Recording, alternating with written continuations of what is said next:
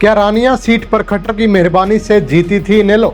गोपाल कांडा का बयान, सियासत में आया भूचाल। कांग्रेस को हराने के लिए हुआ था इनेलो और बीजेपी का साइलेंट गठजोड़। क्या खट्टर के हाथ में थी रानिया सीट पर हार जीत? नमस्कार दोस्तों, मैं आपका दोस्त Mandeep Sharma the ad news में आपका स्वागत करता हूं। सिरसा के पूर्व विधायक गोपाल कांडा ने रानिया विधानसभा सीट को लेकर बड़ा खुलासा करते हुए कहा कि केंद्रीय मंत्री मनोहर लाल खट्टर की मेहरबानी से इनेलो ने यह सीट जीती है।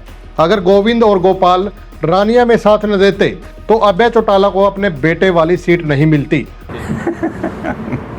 अभय सिंह चौटाला जी ने गलती की या गोपाल कांडा ने गलती की, ये बात तो आप लोगों को ज़्यादा मालूम है।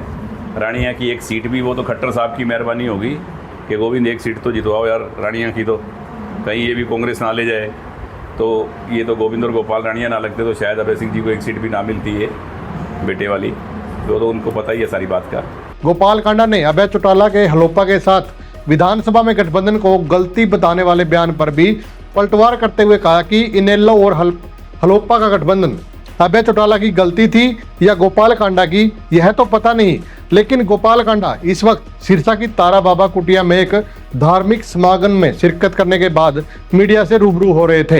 एक सवाल के जवाब में गोपाल कांडा ने कहा कि हलोपा का एनडीए के साथ गठबंधन है और उन्हें इस गठबंधन में पूरा मान सम्मान मिला है।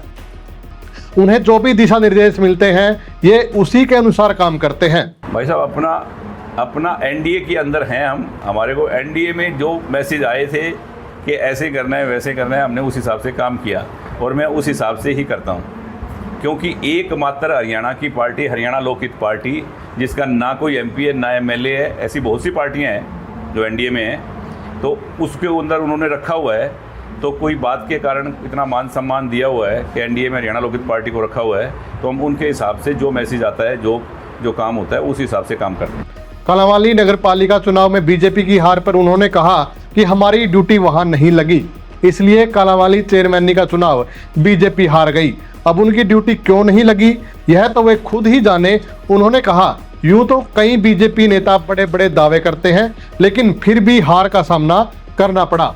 सिरसा के विकास को लेकर पूछे गए सवाल को लेकर गोपाल कांडा ने कहा कि सिरसा के विकास के जो भी काम अधूरे पड़े हैं वो जल्द ही पूरे होंगे, लेकिन सिरसा के मौजूदा विधायक ही अफसरों के सिर पर मोबाइल लेकर सवार रहते हैं, जिसके चलते कोई भी अफसर सिरसा आने को तैयार नहीं है और यहाँ तक कि जनता भी उनके इस रवैये से परेशान है।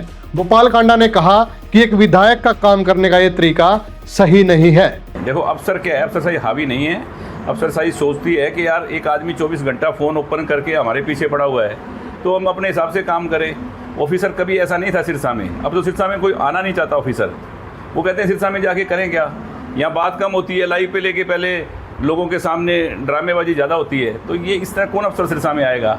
सिरसा के लोग बहुत परेशान हैं इस चीज़ से और ऑफिसर बहुत ज़्यादा परेशान हैं। वो कहते हैं भैया नौकरी करनी है कहीं भी कर लेंगे, हमें सिरसा में नौकरी करनी है, क्या ज़रूरी है कि हम सिरसा में जाके नौकरी करें जहाँ 24 घंटा एक आदमी को मतलब लाइव पे रहना है। तो कोई एक एमएलए की ये सेंस नहीं होती और ना ये तरीका होता ऑफिसर से काम करवाने का।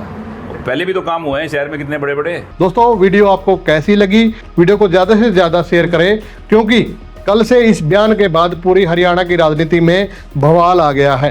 दोस्तों, चैनल को आप सपोर्ट करें, सब्सक्राइब करें और अगर आप फेसबुक पर यह वीडियो देख रहे हैं तो शेयर जरूर करें और फॉलो करें। धन्यवाद।